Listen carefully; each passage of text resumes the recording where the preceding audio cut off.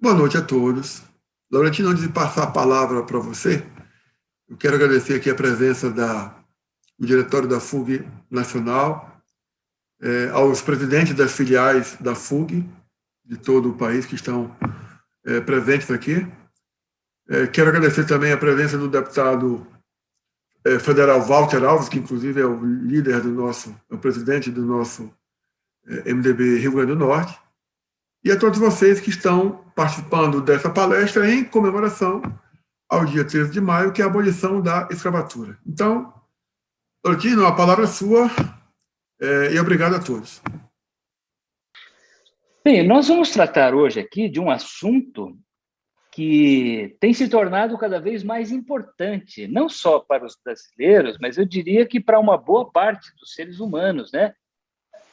Que é o racismo, o preconceito, as divisões, os muros, as barreiras de intolerância, de exclusão e de incompreensão que estão se erguendo de forma assustadora nesse início do século XXI, né? O racismo, ele é apenas um aspecto de um guarda-chuva terrível, muito maior, chamado preconceito, né? O preconceito racial é uma das... Mas hoje nós vivemos num mundo marcado pelo preconceito, pela intolerância, pela exclusão do outro, né? Preconceito contra imigrantes, contra pobres, contra pessoas de origem asiática, pessoas latinas nos Estados Unidos, contra pessoas homossexuais, contra grupos minoritários, indígenas, preconceito contra nordestinos em São Paulo. Ou seja, nós vivemos hoje num mundo permeado, repleto de preconceito, o que é assustador para uma sociedade que se julgava num grau relativamente avançado, né, no processo civilizatório. E, de repente, no início do terceiro milênio, nós nos confrontamos com situações que nos pareciam superadas há muito tempo. Então, especialmente no Brasil de hoje, né, onde se discute muita intolerância, uma grande dificuldade dos brasileiros se colocarem de acordo a respeito de questões tão básicas, tão elementares, quanto combater uma pandemia que já matou mais de 400 mil pessoas, né? 415 mil pessoas até ontem. Ou seja, nós estamos com uma grande dificuldade de se pôr de acordo e de ouvir, de reconhecer, de entender a opinião do outro, ao ponto da gente não conseguir enfrentar e combater e resolver de forma bem-sucedida uma emergência nacional desse nível. Mas o nosso foco hoje, evidentemente, é o preconceito racial, né? O racismo. Eu acho que o Brasil... primeiro, o Brasil foi o maior território escravista do hemisfério ocidental por 350 anos. A escravidão começou no Brasil logo depois da chegada da esquadra de Pedro Álvares Cabral ao Bahia, dia 22 de abril de 1500, a primeira nau que atravessa o Oceano Atlântico com uma carga de pessoas escravizadas não veio da África para a América, saiu de Salvador, na Bahia, em direção a Lisboa, levando uma carga de peles de onça pintada, toras de pau-brasil, papagaios e um grupo de índios escravizados que seriam leiloados em Lisboa. Isso em 1811, o dono dessa nau era Fernando de Noronha, que hoje dá nome ao famoso arquipélago na costa do Nordeste. Ou seja, a escravidão começou junto com a ocupação portuguesa do Brasil. Mas, num primeiro momento, os portugueses tentaram, a todo custo, escravizar os índios. A primeira forma de escravidão no Brasil foi indígena, só depois africana. A escravidão indígena fracassou, entre aspas, né, vamos dizer assim, por duas razões principais. A primeira, epidemias, que é um assunto tão próximo da gente hoje, né? Com os europeus chegaram as doenças contra as quais os indígenas brasileiros e de todo o continente americano não tinham imunidade, como sarampo, a gripe, varíola, uma série de doenças que dizimaram a população indígena brasileira. Essa foi a principal causa do extermínio dos índios brasileiros. Quando os portugueses chegaram ao Brasil, estima-se que haveria entre 3 milhões e 5 milhões de indígenas no Brasil. 300 anos depois, na chegada da corte de Dom João ao Rio de Janeiro, em 1808, o número já estava reduzido para algo em torno de 700, 800 mil. Ou seja, o Brasil exterminou, em média, 1 milhão de indígenas a cada 100 anos nos 3 primeiros séculos da colonização. Então, as doenças foram o principal motivo. O segundo foi invasão de territórios, guerras, mas também uma coisa muito interessante que o historiador Luiz Felipe de Alencastro chamou a atenção num livro importante chamado O Tráfico dos Viventes, que era a ausência de um mercado organizado de fornecimento de mão de obra escravizada no Brasil.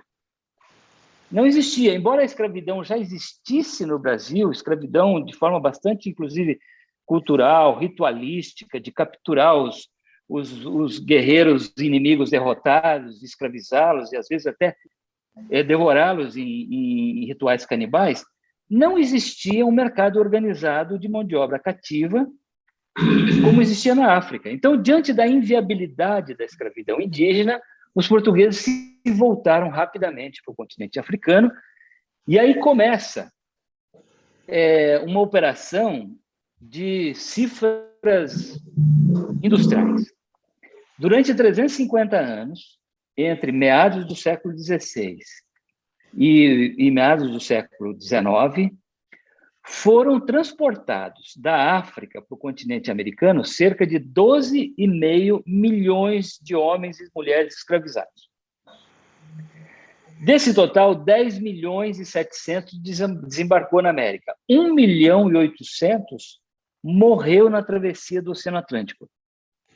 Esse é um número tão alto, se você dividir o número de mortos pelo número de dias ao longo de 350 anos, dá 14 cadáveres, em média, lançados ao mar, todos os dias, em média, ao ponto de haver relatos da época dizendo que cardumes de tubarão se aglutinavam ao redor dos navios negreiros à espera desses cadáveres que seriam lançados da murada das embarcações. Então, nós estamos falando desse tamanho de tragédia humana, né?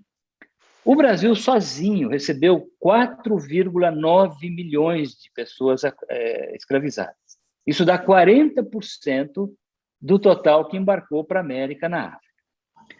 O Brasil foi também o país que mais tempo demorou para acabar com o tráfico negreiro, em 1850, com a Lei Eusébio de Queiroz. Isso sob a mira dos canhões britânicos, uma potência abolicionista, desde o final do século XVIII.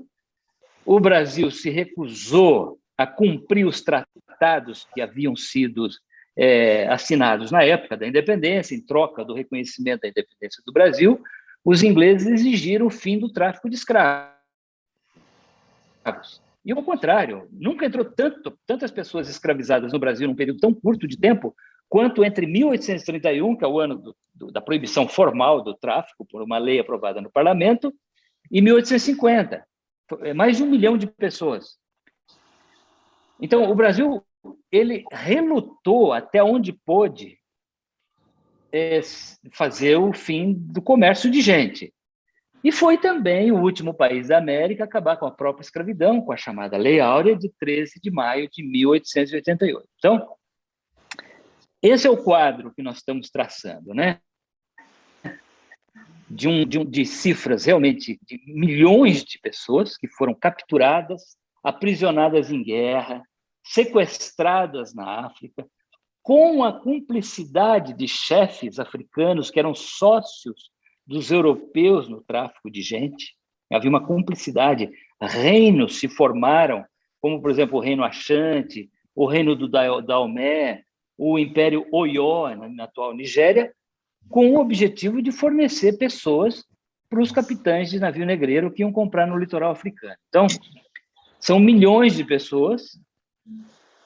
É interessante porque as cifras são industriais, não apenas nos números, mas também na atividade que esses homens e mulheres escravizados escravizados vinham exercer no Brasil. Então, se você pegar, por exemplo, a divisão do trabalho numa lavoura de cana-de-açúcar, no engenho do Nordeste do século XVI, XVII, os turnos, a fábrica funcionando a noite inteira, na época da safra, com divisão de trabalho muito bem definida, se parecia muito com o que seria a divisão do trabalho nas fábricas da Revolução da Inglaterra no final do século XVIII. Então, por isso que a gente chama de escala industrial da escravidão, não só pelos números, mas pela natureza do trabalho que os africanos escravizados vinham exercer no Brasil. Agora, é importante chamar a atenção também, e isso toca num ponto muito politicamente sensível atualmente, que é o fato de que já havia escravidão na África antes da chegada dos portugueses.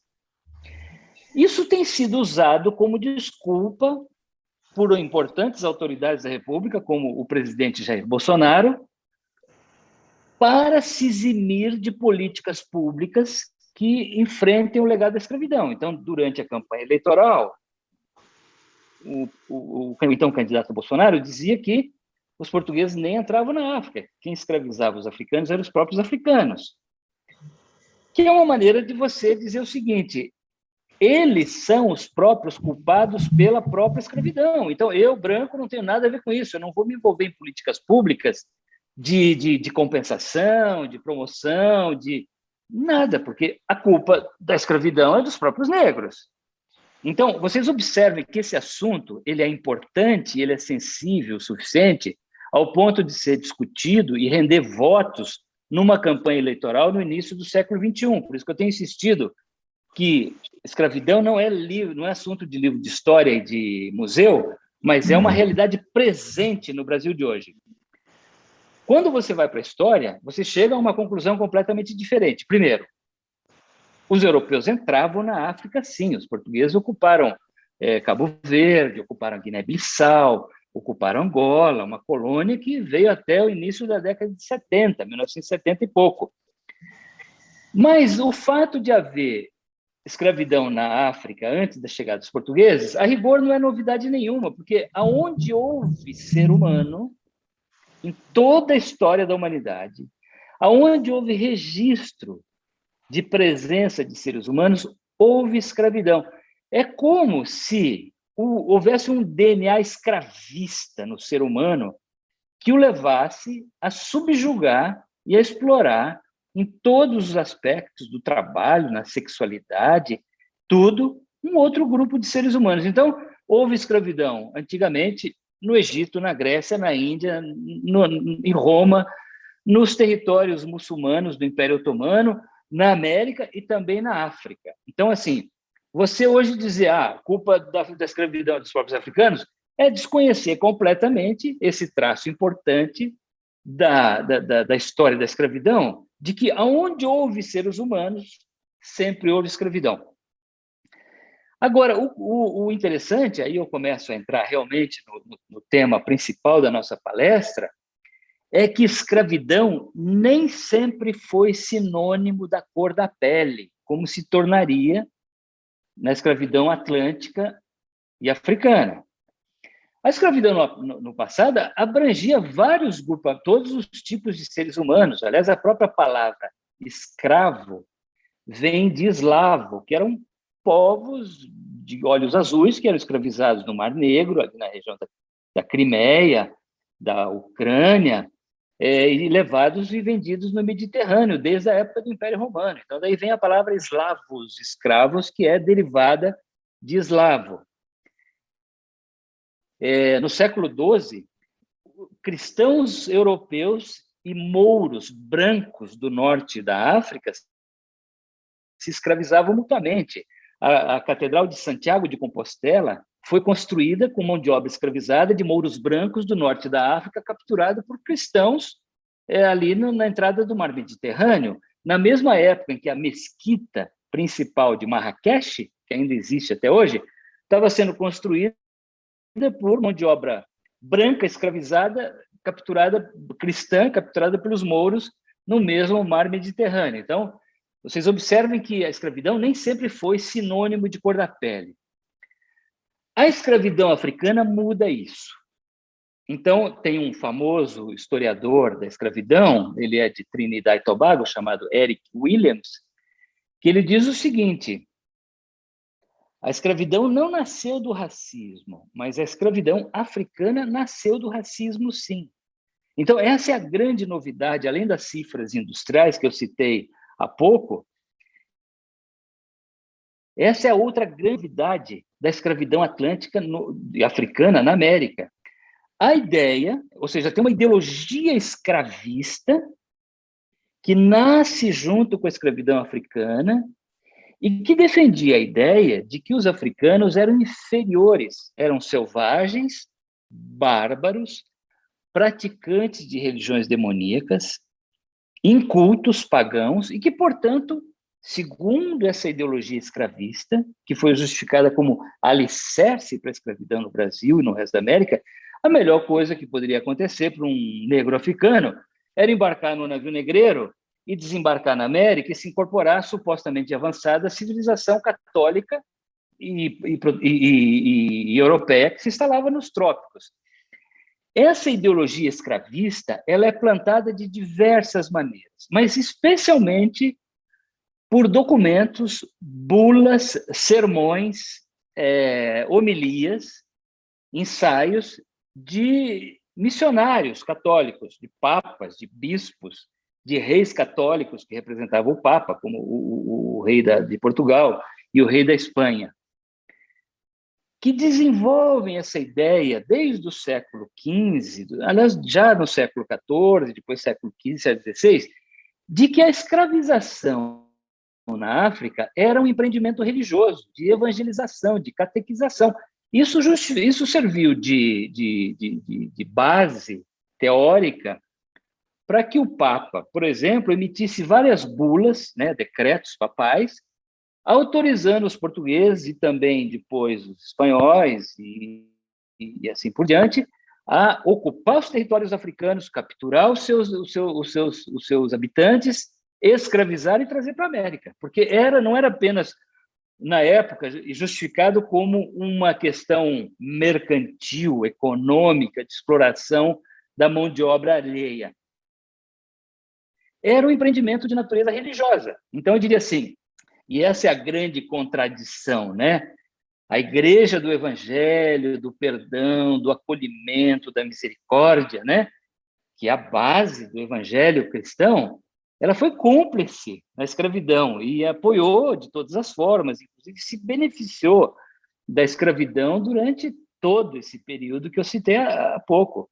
O Colégio dos Jesuítas em Luanda, capital de Angola, recebia pessoas escravizadas como dízimo pago pelos seus fiéis, transferia para Olinda e Salvador, e eles eram revendidos para os senhores de engenho da Zona da Mata e do Recôncavo Baiano, ou seja, era uma das fontes de renda do Colégio dos Jesuítas em Olinda e Salvador, era o tráfico de escravos. Então, vocês observem aí que existe uma cumplicidade, né, em quem constrói a ideologia escravista e aqueles que a praticam. Então, essa é a ideia que eu diria que está na base do racismo, né, que tanto nos assusta hoje.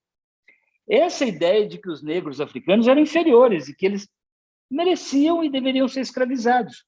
Porque, desse ponto de vista, a escravidão era visto como um processo civilizatório pelo europeu. O europeu estava praticando um bem. Hoje é absurdo, mas é assim que se pensava na época. Isso serviu de base teórica para a escravidão. Aliás, havia justificativas, inclusive, de natureza bíblica, né? Um dos elementos mais fortes nessa ideologia escravista era a chamada maldição de Cã. O que é isso? Existe um episódio no livro do Gênesis em que o Noé, depois do dilúvio, se torna vitivinicultor, ele passa a produzir vinho. E lá pelas tantas ele bebe demais o próprio vinho, se embriaga, adormece dentro de casa nu. Aí chegam os seus 3 filhos. 2 tentaram protegê-lo, cobri-lo, e o terceiro ridicularizou o pai, o Cã. Ao acordar, Noé teria lançado uma maldição contra esse filho, dizendo que a partir de então ele e todos os seus descendentes, as gerações futuras, seriam escravos dos seus irmãos. E segundo a tradição, o Cã teria ido para a África e lá se procriou. Então, os descendentes de Cã seriam naturalmente, por designação divina, por maldição de Noé, por maldição bíblica, candidatos naturais à escravidão. Isso aparece em textos de jesuítas, de padres, de teólogos no século XVI, XVII, até XVIII. Então, vocês observam o quanto é profunda essa ideologia escravista. Mas ela chega na América e ela se desenvolve, de fato, de uma forma que eu diria que permanece até hoje. Essa ideia de que o negro é inferior, que não merece ser tratado como um ser humano, com direitos, com respeito, com atenção, com oportunidades, como todos os demais seres humanos, tem um fundamento numa ideologia escravista que serviu de justificativa para a escravidão durante mais de 350 anos. Então, eu diria assim que o escravismo ele está entranhado na nossa cultura. O preconceito ele está aqui plano no nosso cerebelo, na nossa espinha dorsal, porque é uma cultura muito antiga. Essa ideia de que o outro é inferior, de que o outro tem que ser explorado, de que o outro não merece respeito. Aliás, que o outro é perigoso, né? É um selvagem, é bárbaro. Então, se você está atravessando a rua, vê um garoto negro vindo na outra calçada, você muda, porque sabe-se lá, né? O outro é perigoso. Essa ideia que está muito forte na nossa psicologia hoje e que serviu de base para o escravismo durante tanto tempo e que permanece ainda hoje, porque a escravidão, como eu disse há pouco, ela não foi apenas, ela de fato não acabou, não é um assunto encerrado, congelado no passado de Lei Áurea. Os grandes abolicionistas do século XIX, entre eles um branco, né, Joaquim Nabuco, e 3 negros, Luiz Gama, José do Patrocínio e André Rebouças, que são os 4 grandes abolicionistas brasileiros, eles diziam que não bastava acabar com a escravidão, não bastava parar de comprar e vender gente, como o Brasil havia feito desde a chegada dos portugueses em 1500. Eles diziam bem que era necessário enfrentar o legado da escravidão. Essa é uma expressão do Joaquim Nabuco, né? O Joaquim Nabuco dizia que a escravidão tinha corrompido a maneira como o Brasil poderia ter se organizado como sociedade nacional. Distorceu tudo. Fez com que uma parte dos brasileiros se julgasse superior à outra. Fez com que uma parte dos brasileiros se julgasse autorizada a explorar a outra. Fez com que uma parte dos brasileiros não desse oportunidades para a outra, e considerasse a outra parte inferior. Então, assim, o Joaquim Nabuco dizia, inclusive, que a escravidão corrompeu, conspurcou a noção de trabalho entre nós. Ao contrário da América branca e protestante, anglo-saxônica, em que o trabalho é valorizado e tal, no Brasil não. Trabalhar era coisa de negro. Então, especialmente o trabalho manual, era considerado uma coisa indigna. E quando você observa, por exemplo, uma gravura, um quadro do Debré, frequentemente aparece aquelas famílias indo à missa no Rio de Janeiro, os brancos vão na frente, bem vestidos, e atrás vai um negro carregando uma sombrinha, um livro, um guarda-chuva, uma bengala, porque esta era a atividade dos negros, os negros que trabalhavam no Brasil. Então, Joaquim Nabuco e o Sérgio Buarque de Holanda também trabalhou muito bem isso, né? A ideia de que distorceu a maneira de trabalho. O trabalho vira uma coisa indigna no Brasil. Mas esses abolicionistas, então, diziam o seguinte, olha, tem que enfrentar o legado da escravidão.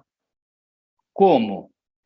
Incorporando os escravos, os seus descendentes, os brasileiros afrodescendentes, na sociedade brasileira, com plenos direitos e também deveres, obviamente. Ou seja, como? Dando educação, Em 1888, mais de 90%, 99% da população negra brasileira era analfabeta. Dando educação, terra, trabalho, renda, moradia, saúde, segurança, direito de voto, de participação política, tudo que os brancos tinham e os negros não tinham. E o Brasil jamais fez isso. Eu diria que na Lei Áurea de 1888, do ponto de vista da população branca, foi como se o Brasil tivesse se livrado, entre aspas, de uma mancha que corrompia a imagem desse país que era muito ambicioso, tinha pretensões a se tornar um grande império. O imperador Pedro II projetava essa imagem, né, de amante das ciências, das letras, das artes, amigo do Grambel, do Vitor Hugo e assim por diante. Então, era um Brasil com grandes ambições. E aí era o último território escravista da América. Então, para uma parte dos brasileiros, o movimento abolicionista acaba com a Lei Áurea. E o Brasil, branco, europeu, colonizador, se livra da mancha da escravidão.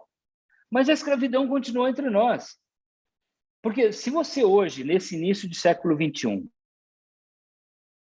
tiver um olhar atento, você vê a escravidão. Então, você vai, por exemplo, na periferia do Rio de Janeiro ou de Salvador, que são as duas grandes cidades, capitais negras do Brasil, né? Ou também Recife.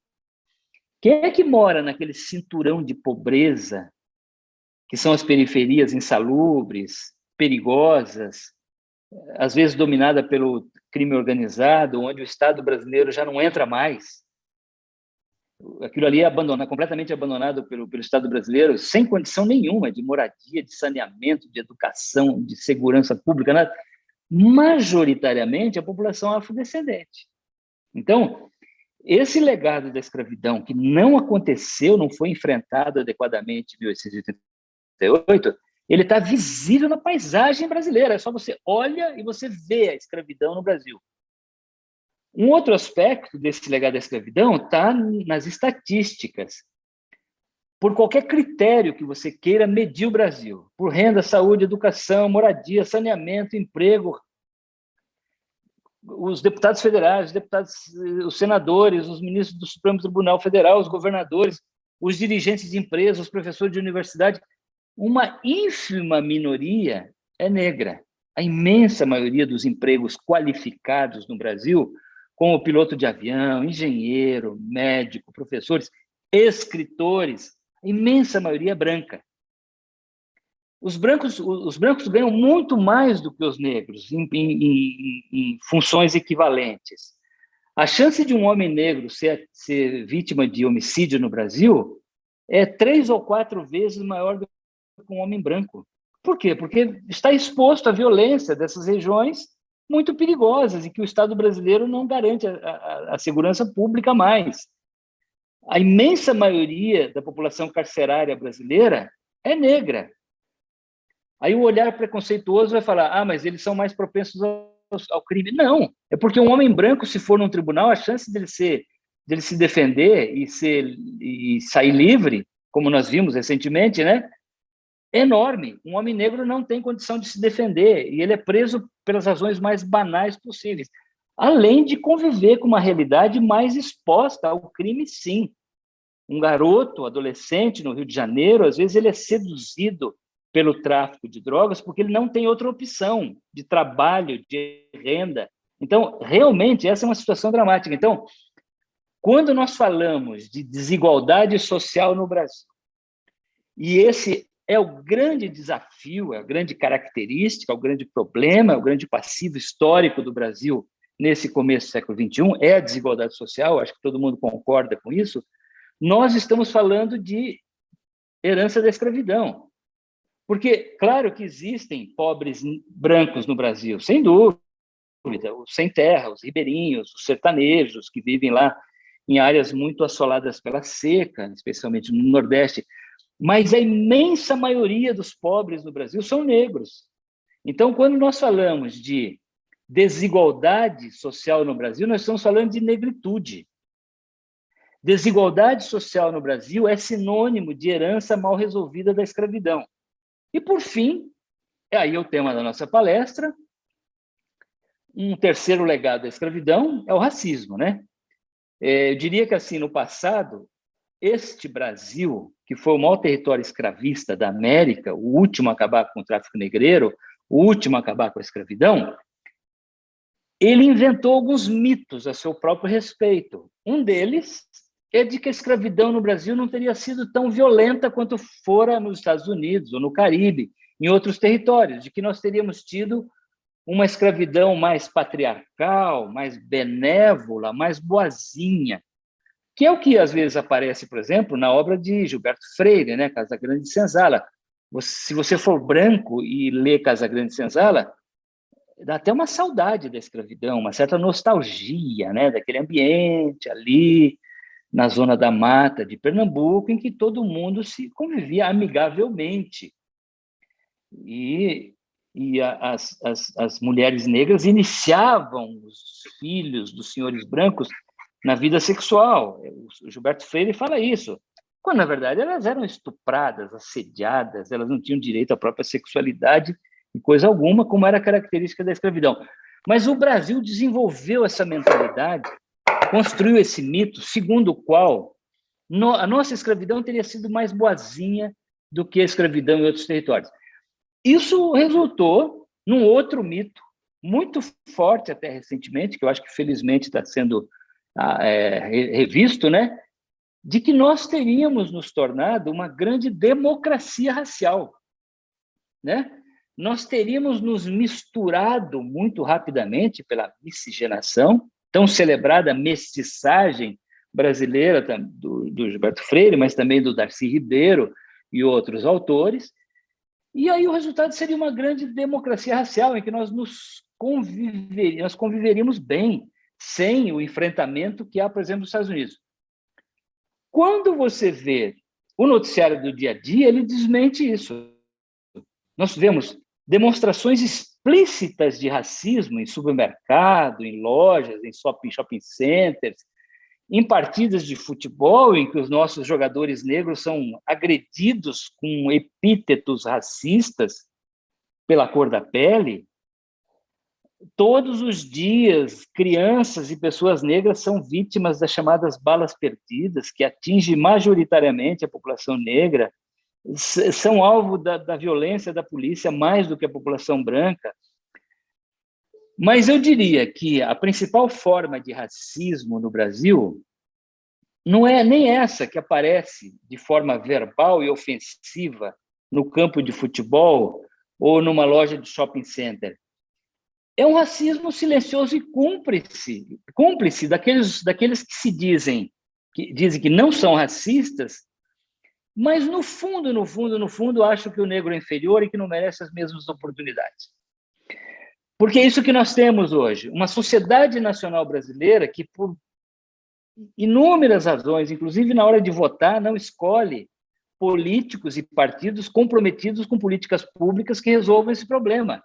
Então, há um silêncio cúmplice da imensa maioria da população que provavelmente jamais teria coragem de pronunciar uma palavra racista em público, e é só isso que a lei enquadra, mas silenciosamente aceita o racismo escondido na paisagem brasileira e nas estatísticas brasileiras. A falta de compromisso com políticas públicas que resolvam o enorme abismo entre brancos e negros no Brasil.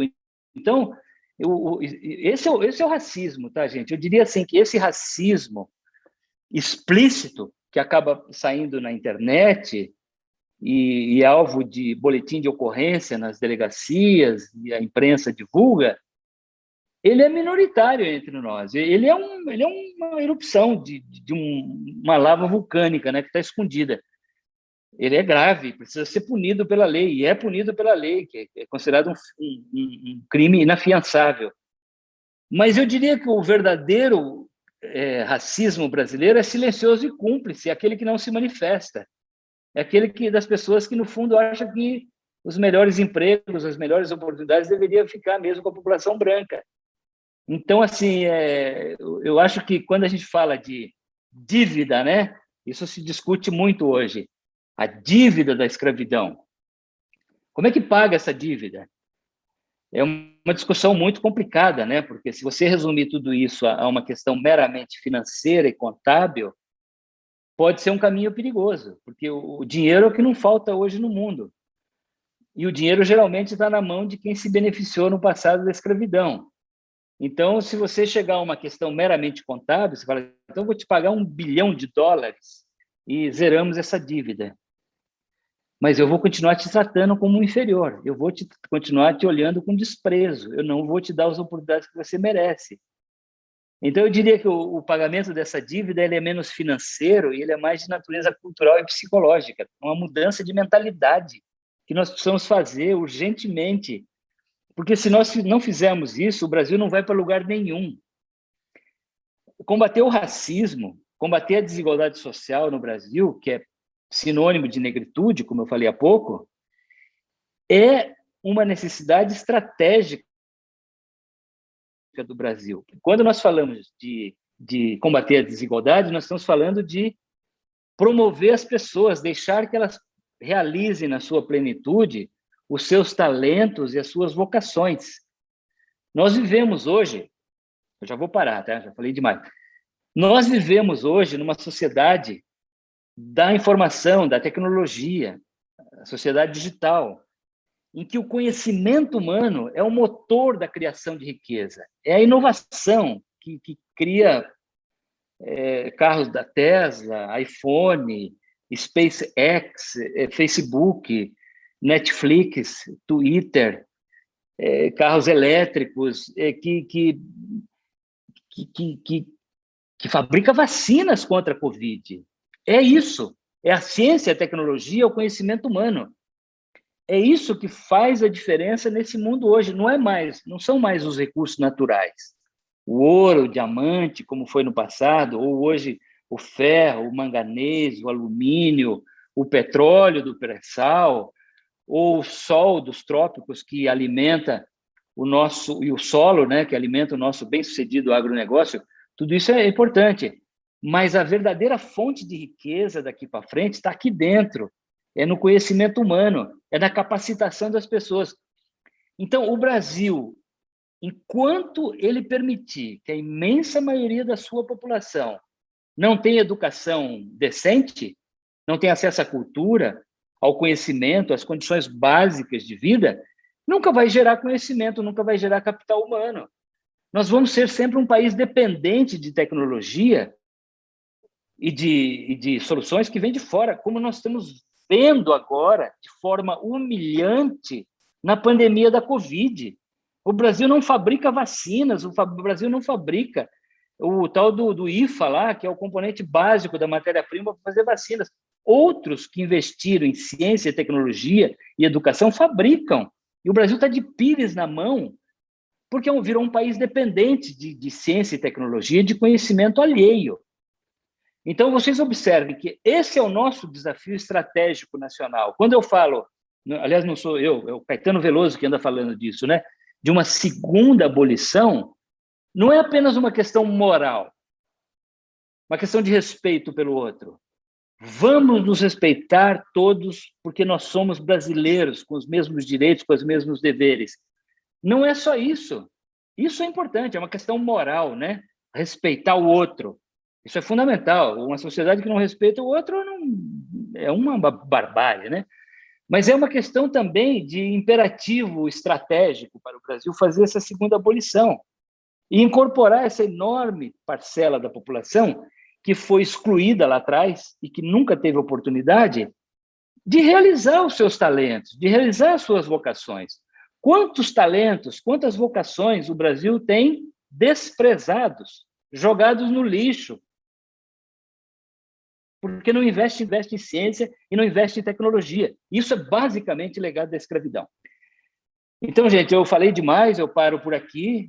Então, isso que eu queria traçar para vocês, resumindo, né? Quer dizer que a escravidão sempre existiu, inclusive na África, mas é a escravidão africana, né, que dá nascimento ao racismo. A ideia de que a cor da pele era uma justificativa para alguém ser candidato a escravo e não outro.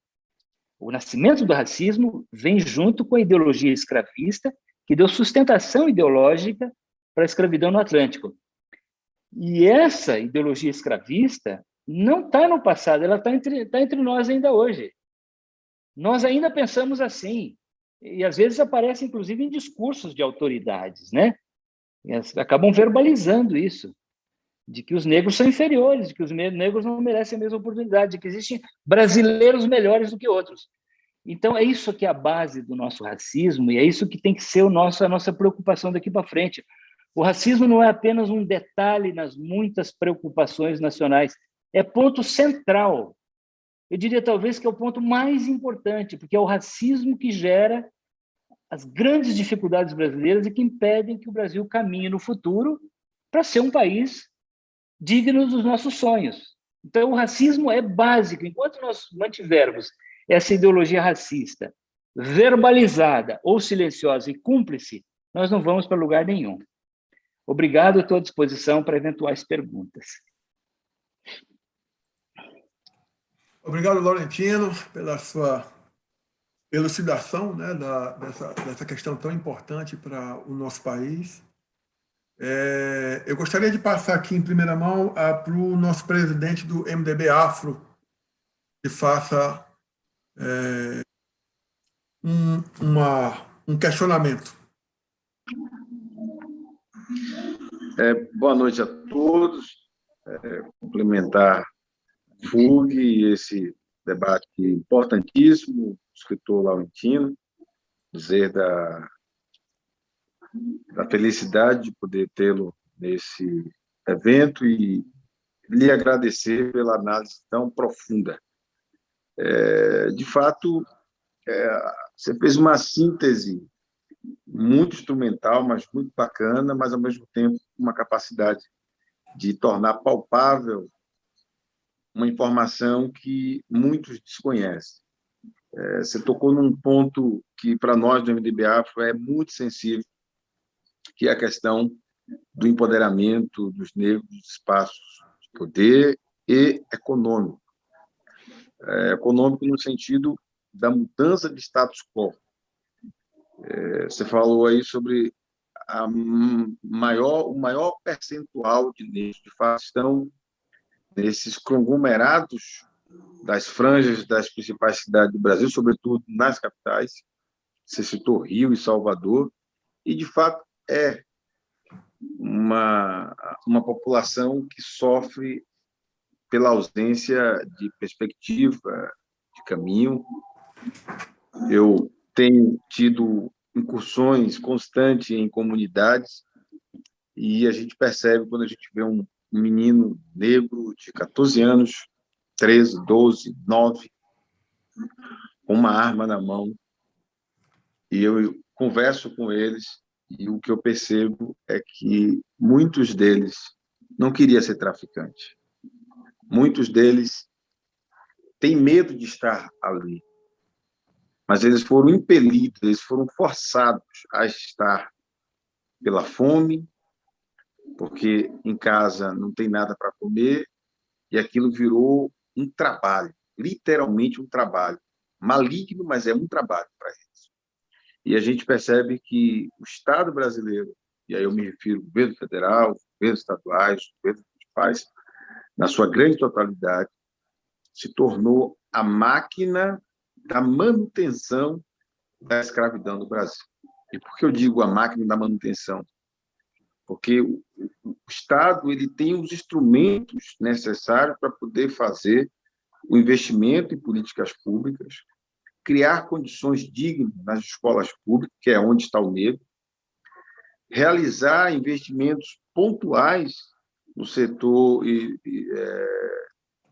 no sistema carcerário do país, para que haja um processo de ressocialização, mas, no entanto, nós temos lá uma fábrica de qualificação de negros que, às vezes, entram porque sofreu uma batida e foi preso com 1 quilo de maconha, mas saem de lá profissional do tráfico, sabendo esquematizar rota, dialogar com todo tipo de fornecedor. Então, não há perspectiva no horizonte que está posto aí, e piorada agora com o governo federal, que literalmente implementou e implementa até os dias de hoje uma política racista, uma política de combater, não racismo, mas de combater os negros. Então, a gente está hoje num cenário muito, eu diria, sem perspectiva. E para completar, e aí o caminho para o fim, para fazer a pergunta, a Covid veio e revelou a face da escravidão no Brasil. Quem está passando fome, na grande maioria, quem está desempregado, na grande maioria, quem está desocupado, na grande maioria, são os negros no Brasil. E isso é tão perverso, porque não há, mesmo diante da necessidade gritante, não há um plano, nem para o próximo mês, nem para o próximo ano, e nem para daqui 10 anos. E nós precisamos fazer alguma coisa. Aí eu queria perguntar, Laurentino, dentro da sua vasta experiência, o que fazer, nós que somos um partido político do PMDB, qual o caminho que a gente poderia adotar para poder sair desse horror sem fim nos próximos 10 anos? A pergunta é muito boa, porque, obviamente, ela não tem resposta fácil, né? Quer dizer, nós estamos aí convivendo com um passivo de mais de 500 anos, de 450 anos, se a gente falar da escravidão africana, né? E que, infelizmente, não encontrou até agora uma sociedade organizada e disposta realmente, porque é preciso levar em conta que a escravidão ela não foi apenas uma questão meramente econômica, né, e mercantil, como eu citei durante a minha primeira parte da palestra. A escravidão é uma estrutura de poder, é estrutura que permite que um grupo pequeno de seres humanos domine o outro. Ou seja, pelo chicote, pela violência, pelo desenraizamento, né, pela desumanização. A pessoa escravizada saía da África, mudava de nome, era batizada sem saber exatamente o que estava acontecendo, atravessava o Atlântico acorrentada, prisioneira, chegava num ambiente totalmente diferente ao seu ambiente familiar e cultural da África, e aqui era tratada com violência, caso não se acomodasse rapidamente ao sistema de exploração escravista. Então, a escravidão é uma estruturação de poder, né? E a sociedade perpetua isso. Como é que a gente resolve? Eu defendo que o primeiro passo é fazer exatamente o que estamos fazendo aqui neste momento. É estudar, é refletir, é debater, é pensar sobre o assunto. Porque é daí que saem decisões políticas. Uma sociedade que não tem consciência a respeito da gravidade do racismo, do legado da escravidão, e o quanto isso impede que o Brasil seja um país decente, um país digno realmente dos nossos sonhos, das nossas ambições, né, como sociedade nacional, enquanto nós não tivermos essa consciência, enquanto nós nos deixarmos nos enganar por mitos como esses que eu citei há pouco, de que nós seríamos uma democracia racial e que, portanto, não há problema algum a resolver, porque o Brasil teria se tornado um exemplo de convivência e tolerância racial para o resto do mundo. Essa ideia é muito forte, né? Enquanto nós nos enganarmos, nós não vamos tomar decisões políticas que conduzam à solução. Porque nós, bem ou mal, nós estamos vivendo numa democracia, né? Uma democracia cheia de solavancos, altos e baixos, mas é a primeira vez que o Brasil exerce ou tenta exercer a democracia por um período tão longo. E neste ambiente, quem decide o futuro do Brasil somos nós. Então, eu diria assim, nós estamos aqui falando com um partido político, né?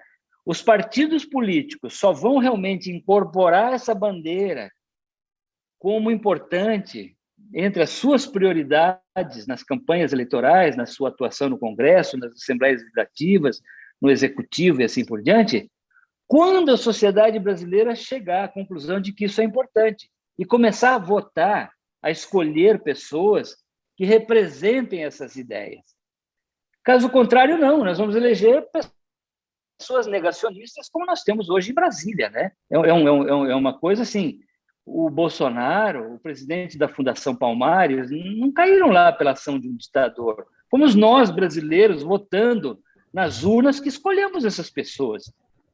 Portanto, para enfrentar esse problema, nós temos que construir cidadania, construir consciência, mudar a cabeça das pessoas. Então, eu acho que a melhor maneira de fazer isso é fazer o que nós estamos fazendo exatamente agora, é lendo, discutindo, debatendo, participando de discussões nas redes sociais, porque é daí que vai surgir uma nova consciência que vai gerar novas bandeiras importantes, prioritárias para os partidos políticos, e que vão resultar em voto na urna e em governantes que se preocupem com isso.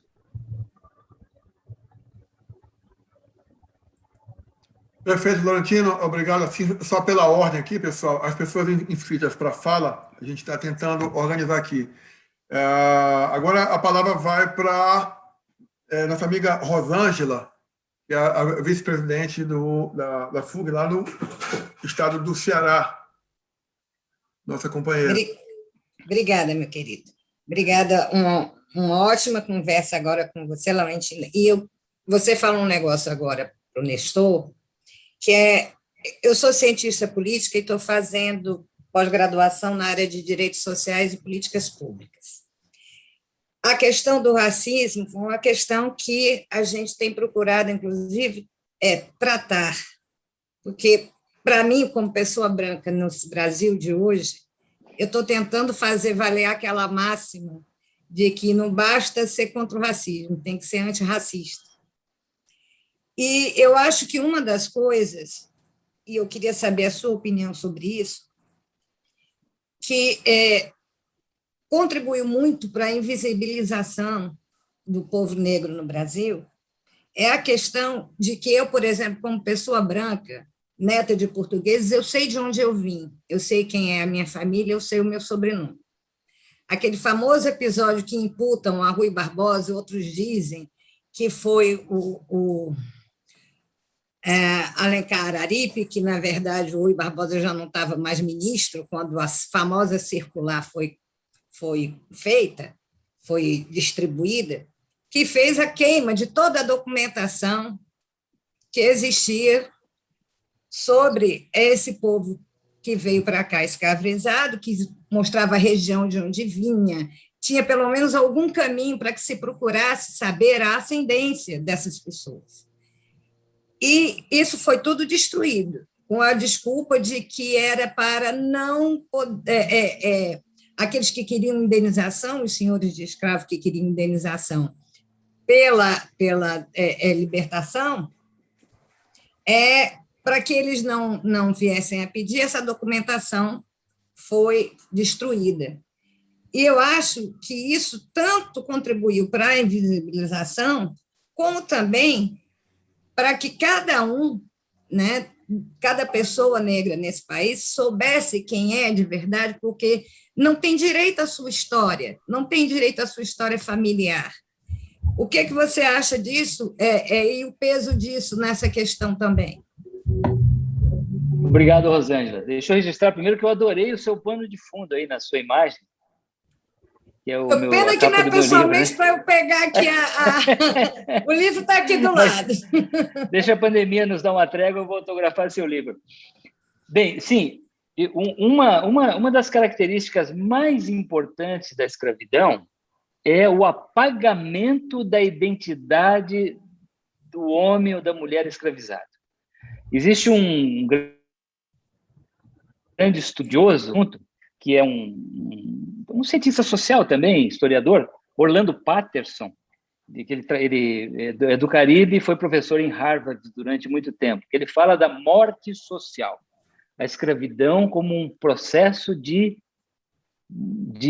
assassinato social do escravizado. Ou seja, a escravidão não era apenas o chicote e as argolas de ferro.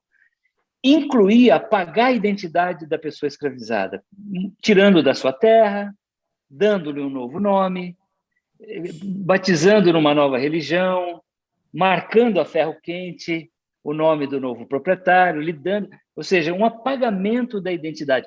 Claro que essa identidade, como nós estamos falando de seres humanos, ela era reconstruída no Brasil, né? A identidade dos negros escravizados foi reconstruída numa riquíssima cultura afro-brasileira, que hoje eu diria que até é o aspecto mais importante da nossa cultura brasileira, é justamente a herança africana, né? Que a gente valoriza muito no carnaval, na música, na dança, na culinária, mas despreza na hora de dar oportunidade de trabalho, de renda e de espaços na sociedade brasileira. A gente tem uma relação meio esquizofrênica com a nossa África, né? Desprezamos de um lado e valorizamos nos seus aspectos mais exóticos, que atraem turistas e coisas assim. Mas essa coisa da morte social, ela é muito importante, ela perpetua ainda hoje. É o apagamento do outro, é a desumanização do outro, né? O outro não é tão humano quanto você. E eu diria assim que a coisa mais simbólica disso que nós estamos falando, Rosângela, para mim, é o fato, por exemplo, do Brasil, que foi o maior território escravista do hemisfério ocidental, nunca ter tido a preocupação de construir um grande Museu Nacional da Escravidão. Nós temos algumas iniciativas pequenas, relativamente pequenas, mas muito meritórias, como, por exemplo, o Museu Afro-Brasil, no Ibirapuera, em São Paulo, que eu recomendo uma visita. Tem o Instituto dos Pretos Novos, no Valongo do Rio de Janeiro, tem o Museu da Abolição no Recife, tem outro em Fortaleza, tem o Museu do Escravo no município de Belo Vale, Minas Gerais, mas nós não temos nada parecido com o que o Barack Obama inaugurou lá em Washington, que é o Museu Nacional da História e da Cultura Afro-Americana, antes de terminar o segundo mandato, do Smithsonian. E é muito simbólico isso, né? Então, nós temos grandes museus imperiais, nós temos o Museu da República, uma série de coisas, tem o Museu do Ipiranga, mas nós não temos o Museu da Escravidão, que deveria ser a nossa principal preocupação. Por quê? É um processo de apagamento da memória. Museus não são apenas locais de entretenimento que a gente leva as crianças na tarde de domingo, são lugares de estudo, de reflexão. Então, não ter um museu da escravidão, mas ter um da língua portuguesa, por exemplo, é um processo de apagamento, de morte social dos descendentes dos escravos.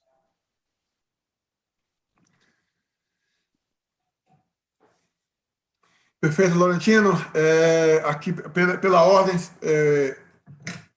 trazer aqui uma pergunta do nosso amigo Jefferson de Castro, que inclusive é o diretor da TV Assembleia, que essa nossa palestra está sendo transmitida aqui para todo o Estado pela TV Assembleia.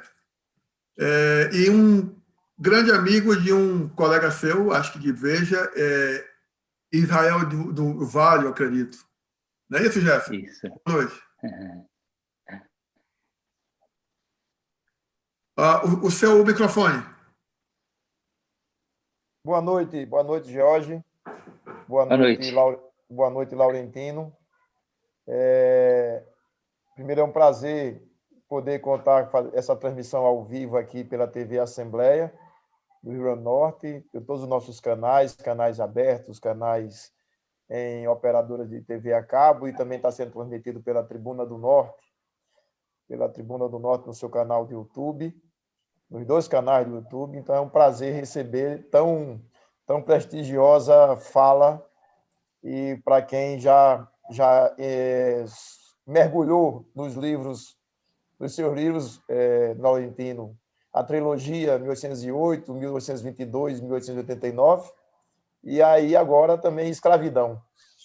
Eu, diante de tão rica explanação e das perguntas que me antecederam, só me resta perguntar uma coisa ao Laurentino. O que é que vem primeiro, Laurentino? O grande desafio que vem primeiro? Transformar a sociedade que elege seus governantes, ou transformar o pensamento dos governantes brasileiros para poder encaminhar a transformação da sociedade? Essa é boa pergunta, porque ela já foi muito discutida nas ciências sociais, né? Existe um grande cientista, sociólogo italiano chamado Pareto, em que ele discute o processo de formação das elites numa sociedade. E ele chega à conclusão de que as elites geralmente são o espelho fiel da sociedade. Ou seja, não existe um descolamento como nós tendemos a fazer no Brasil, de que a elite é ruim e o povo é muito bom, ou o contrário, a elite seria ilustrada, iluminada, bem preparada e o povo completamente ignorante. São essa cisão, né, que a gente vê. O Pareto defende a ideia de que a formação das elites, e as elites não são só apenas empresariais e políticas, existe a elite do esporte, do jornalismo, os artistas, enfim, a elite é elite, é assim, aqui é o chamado crème de la crème, né, que emerge da sociedade. Ele diz que isso é produto da sociedade. Então, quando nós falamos de elite governante no Brasil, claro, ela tem um aspecto de um projeto de opressão e poder que se perpetua ao longo do tempo, sem dúvida alguma, especialmente em regimes autoritários, em que a base da sociedade não tem oportunidade nenhuma de se expressar. Mas eu diria que num regime de democracia, esse projeto de opressão ele acaba manipulando a sociedade de uma tal forma para se perpetuar. E a única forma de você quebrar isso é conscientizando as pessoas, formando cidadania, desenvolvendo o espírito crítico. E isso é um processo que leva muito tempo, até porque a democracia permite também a alternância de partidos no poder. Uma hora você tem um partido que privilegia isso, outra hora você tem um partido que detesta isso. Então, eu diria assim, que esse é um projeto de longo prazo, mas não vejo outra maneira de construí-lo a não ser num regime democrático, num ambiente democrático, porque a democracia gera esse tipo de discussão. Então, hoje, quando a gente vê a polarização das redes sociais, a intolerância, eu diria que a gente não deve se assustar muito com isso, não. Porque o fato é que, no passado, nunca houve... O Brasil é um país de tradição autoritária, né? As pessoas nunca tiveram oportunidade de protestar, de brigar. E por isso também que eu vejo, às vezes, que os brancos hoje ficam assustados com a linguagem, a militância negra, e gente falando em racismo reverso e tal, porque são pessoas que nunca se manifestaram no passado, e se falassem poderiam ir para o Pelourinho e serem chicoteadas, e agora estão se manifestando fortemente, estão protestando, estão buscando lugar de fala, espaço de militância, mas isso é natural na democracia. Então, eu diria que, do meu ponto de vista, o processo começa pela transformação da sociedade, porque eu não acredito que o Brasil tenha uma elite habilitada a promover essas mudanças. Infelizmente, não. Então, a mudança vai ter que vir de baixo. Perfeito. Obrigado, Gerson. Obrigado, Laurentino. Pessoal, a gente está chegando aqui na reta final, então cabe aqui um tempinho. Nós já abusamos muito aqui digamos assim, da disponibilidade aqui do Laurentino, e nós temos aqui mais duas perguntas a serem feitas apenas. E pela ordem é o Renan, que estava inscrito. Ok, boa noite a todos. Laurentino, sou seu fã. Eu estive em 2 das vezes que você esteve aqui em Natal, e eu tenho a trilogia 1808, o 1822 e o 1889, todos autografados por você. Que bom. Eu não sei se você lembra, fui eu até que fiz uma observação sobre a Marquesa de Santos, quando você falou sobre 1822 lá na Saraiva. Foi. Mas, na verdade, não é uma pergunta, eu só queria contar uma situação que eu vi na internet, vai fazer 5 anos. Em julho de 2016, vários sites brasileiros publicaram uma notícia sobre um casal da mulher Ana Maria, que se conheceram nos anos 50 ela branca de uma família bem situada e ele negro de uma família mais pobre. Os irmãos dela foram contra o relacionamento e eles fugiram para se casar. Mais de 60 anos depois, por volta da época que eu vi essa notícia, foi até no site Yahoo Notícias, eles já tinham vários filhos e netos, e um pouco para compensar o fato de que no início do relacionamento eles tinham muitas dificuldades, não puderam tirar fotografias, um pouco também para animar o espírito da família, porque ele tinha um câncer, acho que uma das filhas também, eles resolveram fazer um álbum de fotos dos dois já idosos, como um álbum de casamento. Por que é que eu estou contando essa história? Porque essa página tinha uma página de comentários. Nos comentários, a maioria das pessoas elogiava a longevidade daquele amor, tudo, a constância, tudo que eles enfrentaram para ficar juntos, mas me chamaram a atenção alguns deles. Tinha gente que dizia: ah, mas os pais sempre sabem o que é melhor para os filhos. Se eles não queriam o relacionamento dos dois, então eles tinham seus motivos, eles deveriam ter respeitado isso. E um outro que dizia: relacionamentos de culturas diferentes nunca dão certo. Agora, estamos falando de um relacionamento que já tinha mais de 60 anos, com filhos e netos. Se isso não é dar certo, eu não sei o que é. Eu lembro que eu fiquei extremamente chocado quando eu li esses comentários, em pleno ano de 2016, porque eram pessoas que estavam usando uma linguagem suave, mas que era de uma mentalidade descaradamente racista. Eu lembro que essa história me marcou até hoje.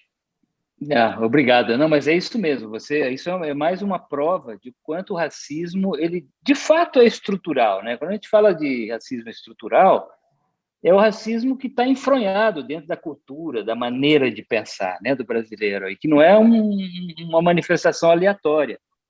E é muito comum, por exemplo, em rede social, quando eu ponho algum post que se refere ao racismo, alguns comentários são absurdamente racistas, né, surpreendentes, e isso mostra que tá visível, né, nas redes sociais. Aqui, só pela ordem, eu só gostaria, pessoal, de que as perguntas ficassem bem curtas, porque nós temos um tempinho já estourado aqui, então, de novo, para que a gente não abuse aqui do Laurentino aqui. Rick.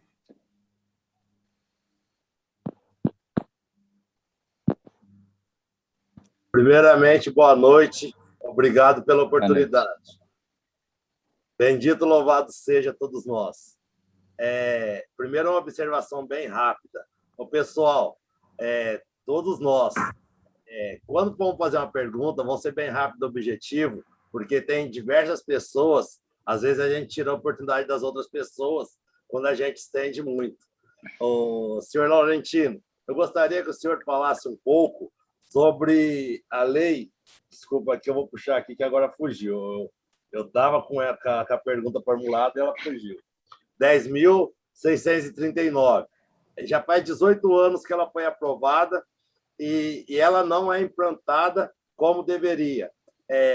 Quais ferramentas o senhor acha que deveríamos, como temos políticos aqui no grupo, dar algumas dicas de como implantar essa lei mais rapidamente, entendeu? Porque desculpe, essa é a lei das cotas, a chamada lei de cotas? Não, é a lei do ensino de história e cultura afro-brasileira e africana. Sim. Tá, ok.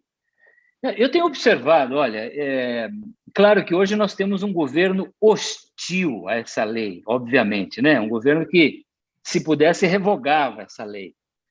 Mas, ao mesmo tempo, eu tenho observado um interesse enorme de professores, orientadores pedagógicos, de empresas, instituições como a OAB, a Fundação Ulisses Guimarães, tribunais, órgãos públicos.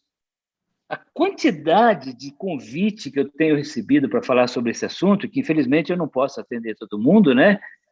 É um indicador de que essa preocupação está instalada na sociedade brasileira. Então, assim, eu acho que essa lei, primeiro, ela é muito bem-vinda. Eu sei que ela teve mudanças significativas na grade curricular no Brasil.